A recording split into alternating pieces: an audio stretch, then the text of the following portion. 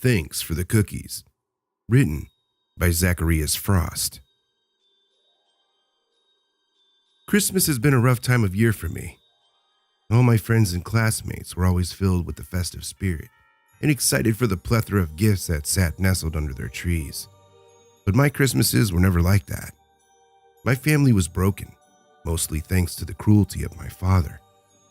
He was a heavy drinker, and what time he didn't spend at the bar was usually spent on tirades against my mother and physical confrontations with my 16-year-old brother, Tommy.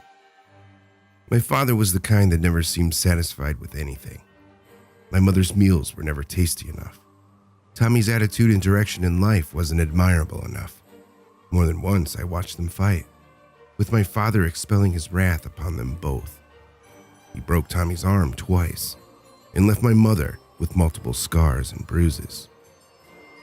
Tommy and I were always close, but as time went on, he came home less and less. My mother slipped further into depression and became more reclusive as a result of the abuse. She never talked about it, just did what she could and tried not to ignite the temper of my father. She tried hiding it from me, but I heard her crying in her room almost every night. I hope I don't come across as a Grinch who's trying to ruin the holidays for everyone else, because there was once a time when I absolutely adored Christmas. It was usually one of the few reprieves our family had from my father's wickedness. Maybe it was his eggnog mixed with bourbon that did it, but he always seemed a little less mean on Christmas. Growing up, my mother had told me all about the legend of jolly old Santa Claus, a plump, red-nosed man who rode on a magical sleigh driven by stags and brought people presents. It may sound dumb, but that story filled me with hope. My family had always been pretty poor, and the idea that there was a man out there who dedicated one night of the year to distribute gifts out of the kindness of his heart really inspired me.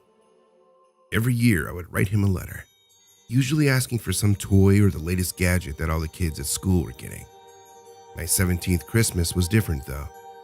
I had sort of begun to grow out of the legend of Santa Claus, especially with the apparent lack of results. I wasn't even planning on writing a letter that year, but Mom encouraged me to give it one last try. I really wanted a Nintendo 64, but something else was more important. For years, I had watched my mother suffer at the hands of my father, and as a young boy who could do nothing about it, it really hurt me. I knew it was wrong, and so I asked Santa for help. I asked if he could make Mom happy again. I took the letter and folded it up, leaving it under a plate of cookies and a tall glass of milk by the tree, as was my tradition. "You still believe in that horse shit, do ya?" My father's gruff voice slurred the words as I set the gift down. I turned back to him, seeing his bearded face contain droplets of eggnog. His pajama pants were worn and dirty, and his stained Metallica t-shirt was on its last leg. He gave a grumbling laugh as we met eyes. "What a fucking concept, huh? Some fat guy that brings presents to everybody. Ain't nobody in the damn world gonna give you shit for free like that." He took a gulp from his glass and sighed. "Well, not if you're on the naughty list," I pensively responded. My father's drunken ire turned back to me, and I felt my heart sink, but then he laughed. "Yeah, gotta be a good boy, huh? You been a good boy this year?" I shrugged and wavered on my feet. "I think so." He grunted and shook his head. "Yeah, we'll see about that." His vision drifted back to his TV, and I just laughed. I didn't ever want to interact with my father more than I had to. I went back upstairs, and Mom and I put on the Rudolph story in her room. We sat and watched for a while, and Mom seemed genuinely happy in that moment. The snow was heavy that year, and I watched it fall in droves outside my bedroom window. The wind howled and tore through the yard, and our little rundown home rattled from the onslaught of winter. The credits began playing, and I rose to turn off the TV. Mom was fast asleep by that point. I put the cassette back in its case and walked over to the window to glimpse the storm outside. It was almost hypnotizing the way it fell and blanketed everything so evenly. I stood there for a while, just watching it.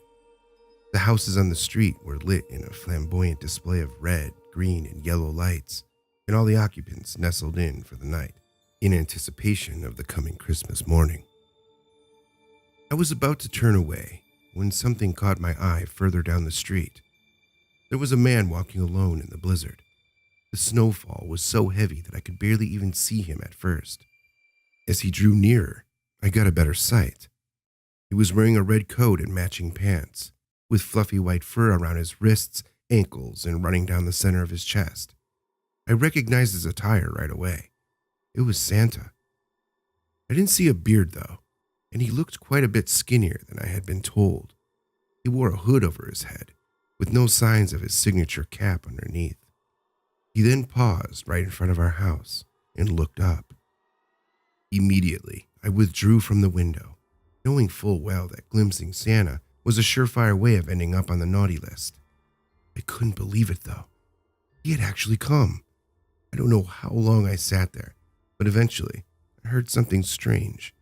It sounded like the front door creaking open. I rose from the ground and found that he was no longer outside the window. I thought that was weird. Santa was supposed to come down the chimney. I then, of course, realized that our chimney was much too small for a fully grown man to fit down. I heard his footsteps echo from the floor below, and despite knowing it was a bad idea, I decided I had to get a closer look. As carefully as I could, I pushed the door to my room open and tiptoed my way to the top of the stairs. That's when I saw him. He had his back turned to me, facing the tree with something in his hands. I stepped carefully onto the stairs, but they creaked as I did. Instantly, Santa whipped around and stared up to me. I felt my heart quiver in my chest as we stared at one another. His hood was still up, and I couldn't see his face beneath. My father was out cold in his armchair with the TV still flickering in the background.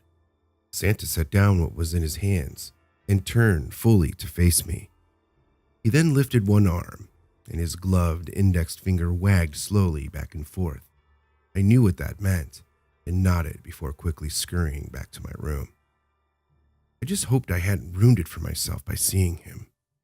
I stayed in my room for the rest of the night in eager anticipation. Down below, I heard a slight commotion emanate from the ground floor. It almost sounded like someone was fighting, but I reasoned that it must have just been Santa hoisting his bags of goodies around.